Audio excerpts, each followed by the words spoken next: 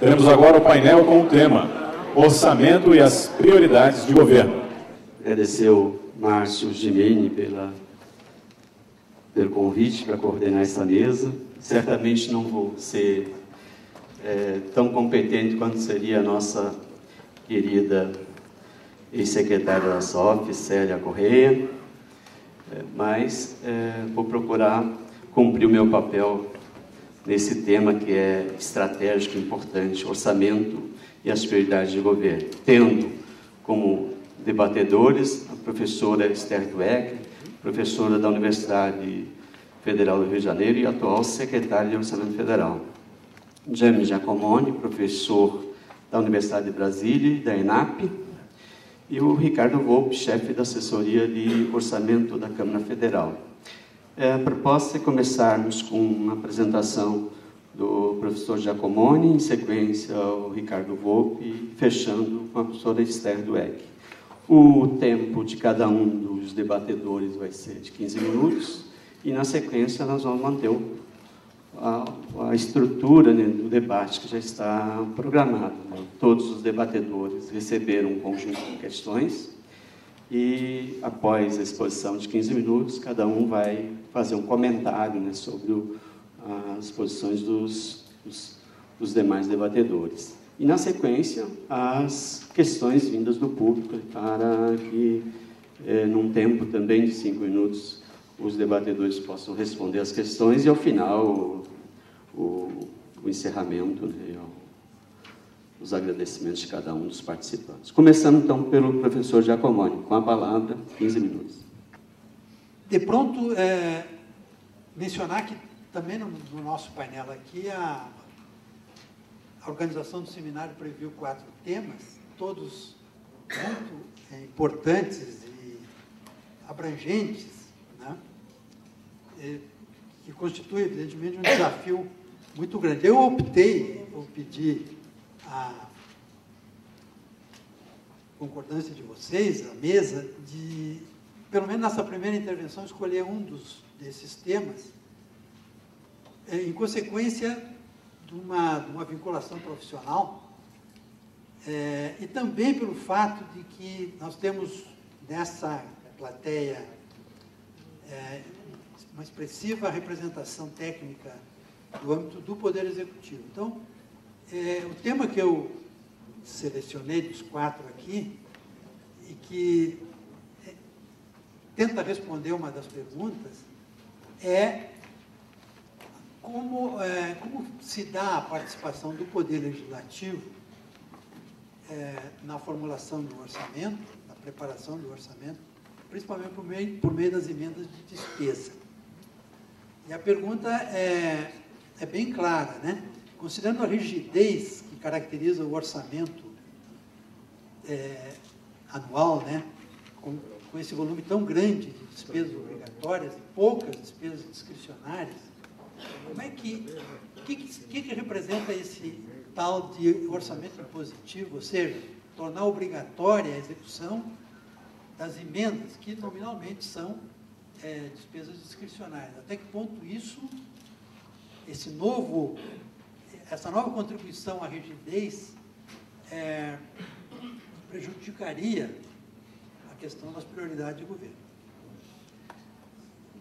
A verdade é que, a partir da Constituição de 88, quando se devolve ao Congresso a prerrogativa de apresentar emendas, o que não ocorria no período militar, a partir dali há um crescimento ao longo do tempo do protagonismo dos parlamentares, do Congresso, das duas casas, em matéria orçamentária, principalmente no caso da Lei Orçamentária Anual.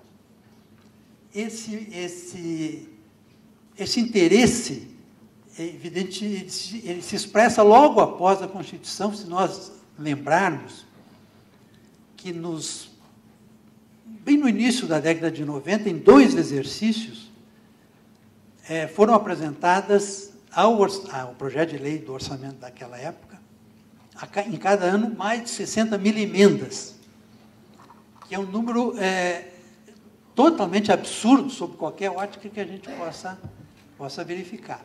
Mas por que isso? Porque o fato do Congresso ter passado todo aquele período militar sem o envolvimento com o assunto, ele se despreparou institucionalmente, em organização. A própria comissão mista é uma criação das constituições do período militar. Então, a retomada da prerrogativa da emenda parlamentar, ela se dá num cenário de absoluta desorganização e despreparo do Congresso. Daí, então, esse número absurdo de emendas, né? E claro que isso não ia acabar dando certo, porque imediatamente após, ainda no início dos anos 90, nós tivemos a famosa CPI do orçamento, né? Que refletiu bem as consequências desse despreparo, desse mau uso da capacidade dos parlamentares em apresentar as emendas. Se nós pularmos uma série de anos e ficarmos mais próximos, eu gostaria de indicar 3 situações em que são bem evidentes, em que evidenciam bem esse envolvimento crescente dos parlamentares na apreciação do projeto de lei do orçamento, principalmente por meio da apresentação das emendas de despesa. A primeira dessas evidências é o rápido aumento do montante de recursos que, a cada ano, o parecer preliminar destina aos parlamentares para suas emendas individuais. No ano de 2005, esse valor total que cada parlamentar poderia alocar às suas emendas foi 3,5 milhões. Em 2012, 7 anos depois, esse valor foi crescendo e em 2002 alcançou 15 milhões por parlamentar. O que houve aí? Houve um crescimento nessa, vamos dizer assim, dotação ou verba para cada parlamentar de 300%, num período em que a inflação, no mesmo período em que a inflação correspondeu a 50%. Bom, mas há uma dificuldade clara em relação ao cumprimento, ao atendimento dessas emendas, até mesmo durante o processo orçamentário, que é de onde saem as fontes de recursos para atender as emendas. Né? A Constituição estabelece um regime de atendimento de emendas desde que se indique como fonte a redução parcial ou total de outras dotações orçamentárias. Né? Excluídas, e cita 3 tipos de despesa obrigatória que não se pode, evidentemente, compensar no caso das emendas, que são as despesas com pessoal, o serviço da dívida e as transferências constitucionais de impostos aos estados e municípios. Mas, na verdade, não são só essas 3. A rigor, toda a despesa obrigatória não pode ser utilizada como fonte, reduzida, né, para funcionar como fonte para atendimento das emendas.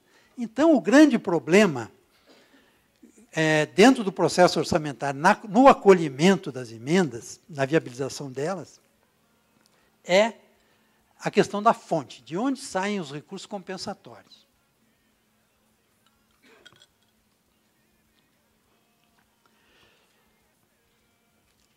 A rigidez que caracteriza o orçamento funciona também nesse caso. Né? A margem de recursos discricionários que podem ser, de alguma maneira, utilizados mediante cortes e cancelamentos, anulações parciais, é muito pequena, como a gente sabe. Né? E nem todo o recurso, nem toda a dotação de despesa discricionária pode ser utilizada, porque entre as discricionárias há aquelas que são quase obrigatórias. Né?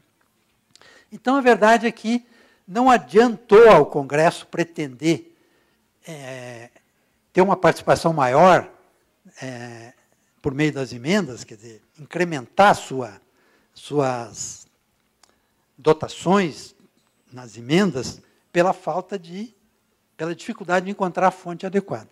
Então, aí vem a segunda evidência que eu queria chamar a atenção aqui. o mecanismo que se procurou aperfeiçoar é aquele da reestimativa da arrecadação.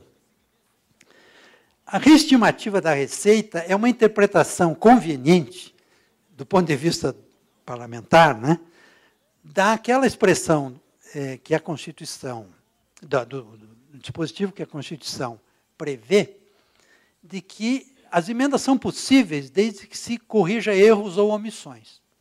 Então, como é comum, né, os orçamentos são, na parte da receita, são conservadores, né? Isso é quase que um DNA do gestor de receita, ele fazer estimativa conservadora quanto à receita do próximo exercício. Porque é melhor ser conservador e depois arrecadar mais do que o contrário, né? Então, esse conservadorismo, durante um bom número de exercícios, era percebido no Congresso como um erro, né? E, sendo um erro, ele poderia ser corrigido por meio, então, desse mecanismo da reestimativa. Durante muito tempo, a reestimativa da arrecadação era uma prerrogativa do relator geral do orçamento, que fazia isso no final do processo. Lá, quando ele preparava o relatório final, o relator geral tinha a chance de, por meio da reestimativa da arrecadação, encontrar recursos para atender as emendas, né, que não tinham sido adequadamente atendidas durante o processo. Mas, realmente, do ponto de vista da clareza, né, da transparência desse processo todo, não era adequado. Tanto que, com a reforma do regimento da comissão mista lá em 2006, a reestimativa da arrecadação passou a ser o primeiro passo dentro do processo de apreciação. Inclusive, por meio de um parecer específico sobre a receita, elaborado por um relator que não é o relator geral, né? Então, se institucionalizou dentro da comissão mista e do processo de apreciação do projeto de lei a reestimativa da arrecadação. Claro que é um desafio, porque você não pode fazer de qualquer jeito esse trabalho, né, que é um trabalho que tem que ter, vamos dizer assim, uma substância técnica, né, você tem que saber justificar bem por que determinadas receitas estão sendo reestimadas, né, enquanto, e assim por diante. Mas a experiência nos anos mostrou de que pode ter havido alguns erros aqui e ali, mas, de forma geral, o Congresso não exorbitava dessa prerrogativa, né? Não exagerava as reestimativas com o objetivo de criar fontes. O Poder Executivo, evidentemente, não aprecia muito essa prática, mas ele tem um antídoto para isso, que é o contingenciamento depois ao elaborar, enfim, dar desde o início o primeiro decreto de programação financeira. Então, se o Legislativo talvez andou com a mão um pouco pesada nesse aspecto, isso é corrigido, então, no contingenciamento. O contingenciamento no Congresso é visto... Bom, o que se contingencia? Todos nós sabemos aqui, não são despesas obrigatórias, né? São as despesas discricionárias que são cada vez em menor volume. E, dentre elas, as emendas. Então, as emendas servem, né, se enquadram, integram aquele conjunto de despesas que vão ser contingenciadas, pelo menos no início do exercício. Bom, claro que isso está, no lado oposto, também não é apreciado pelos parlamentares. E um outro aspecto que também entra nesse jogo de avaliação é a questão da liberação das emendas. Em alguns casos importantes, a liberação se dá vinculada a determinadas votações de interesses, né, principalmente do Executivo no Congresso. Então, quase como uma premiação, né? Então, as duas coisas, o contingenciamento que afeta as emendas E o jogo do toma lá da cá, da liberação das emendas, acabou incentivando no Congresso a busca por uma solução mais permanente. Então, qual foi a solução? Desde o ano 2000, tramitava no Congresso uma proposta de emenda constitucional, oriunda do Senado, né, de autoria do senador Antônio Carlos Magalhães, que previa a figura da necessidade do Congresso ser ouvido para anulação de despesas que no julgamento do Executivo não deveriam ser realizadas, né? O que passou a ser denominado o orçamento impositivo, né? Só que a PEC, que foi aprovada, inclusive, no Senado, e parou na Câmara, previa essa figura do orçamento impositivo para todos os casos. Claro que é muito difícil que isso pudesse, que uma pretensão dessa pudesse passar tranquilamente na Câmara, né? O Executivo, evidentemente, faria, né, usaria os instrumentos disponíveis para evitar uma coisa desse tipo. Então, mas essa PEC foi aproveitada pelo presidente da mesa anterior e foi usada só para o atendimento das emendas individuais, que foi o que acabou, depois de algum tempo, né, sendo aprovado em primeiro turno, e falta agora, pelo que eu sei, aprovação em segundo turno para que ela seja promulgada.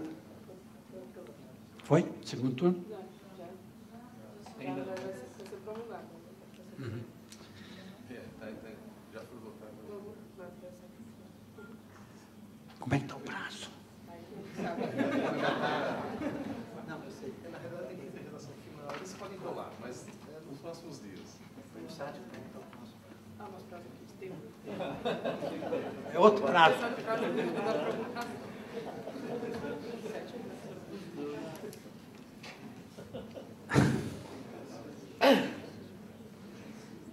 Bom, então aquela emenda do ACM foi, aquela PEC, né, aprovada pelo Senado, foi desidratada e passou a atender exclusivamente às emendas individuais. As emendas individuais acabam sendo, nesse sentido, as mais importantes. Não são as emendas de bancada, consequentemente, que têm valor, inclusive, maiores, né, são constituídas no seu conjunto, valores mais elevados, nem menos ainda as emendas de comissão. Mas, em consequência da aprovação do orçamento positivo, realmente as emendas mais importantes são as individuais. Passaram a ser as individuais, né?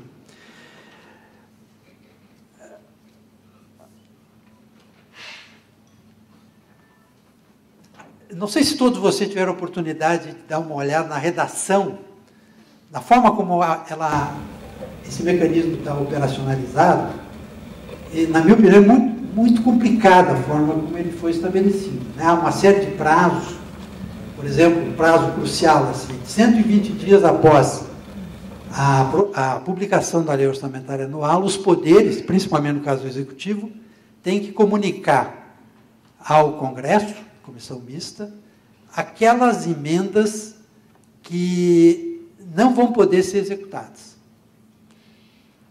Bom, esse é um imenso desafio, porque são de 7 mil a 8 mil emendas todos os anos, que deverão ser olhadas uma a uma para ver quais as que podem ser executadas e quais as que não podem ser.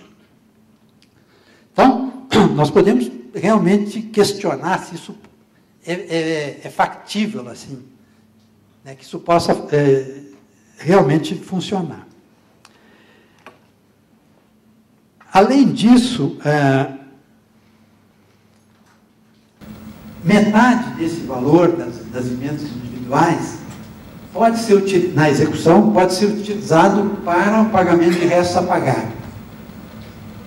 Eu não tenho a menor ideia como é que isso possa funcionar. Enquanto a execução da emenda é mais fácil, porque você associa, a emenda em geral é um subtítulo dentro de uma ação, você possa identificar a autoria, né? Porque uma das exigências da emenda, desse mecanismo todo, é que a execução se dê de forma equitativa, né? Ainda que falta também clarear um pouco melhor o que seria isso, né? Quanto no caso das emendas do ano aqui de exercício, isso é mais fácil de ser identificado. Eu não vejo como isso vai funcionar de forma tranquila quando você vai usar os mesmos recursos, esse das emendas, é 1,2% da receita corrente líquida do ano anterior, você vai poder usar para pagar, e pagar vai usar, e pagando o resto a pagar, e depois como é que você joga isso dentro daquela ideia de que você respeitou o princípio da equitatividade, vamos dizer assim.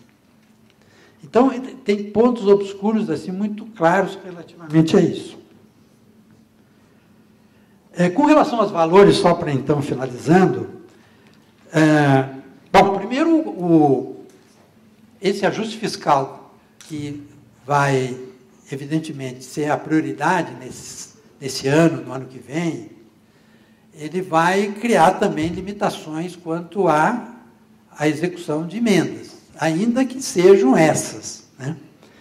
Só para dar uma ideia de números, para quem não fez esses cálculos, considerando a receita corrente líquida do ano passado, que é a base de cálculo, de 641 bilhões, o valor total que deve ser executado em 2015 de emendas, ou de restos a pagar de emendas, é 1,2%, é 7 bilhões e 700.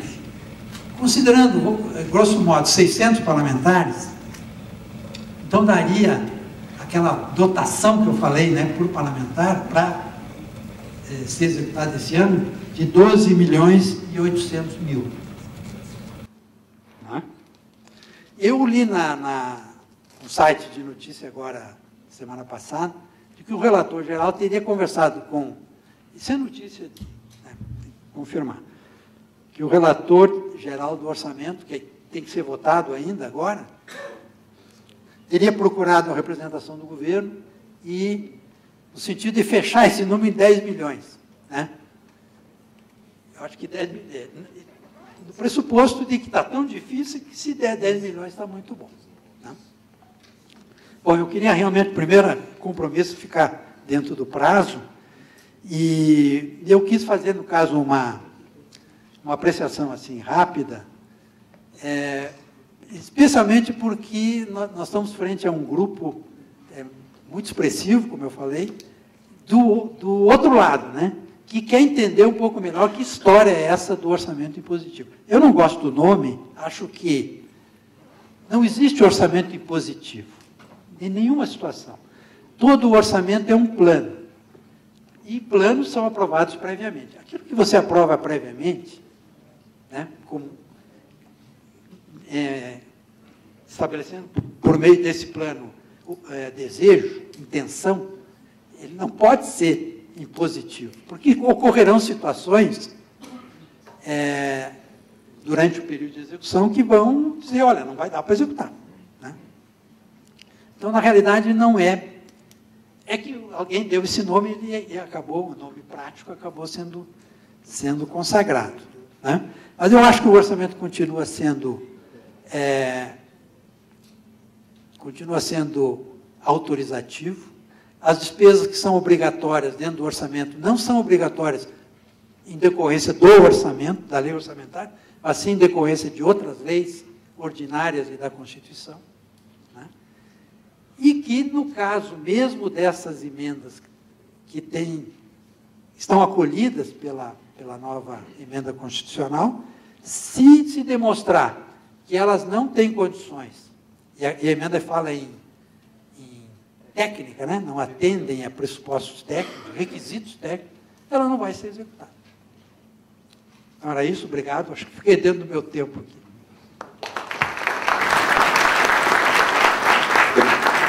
Obrigado ao professor Giacomoni.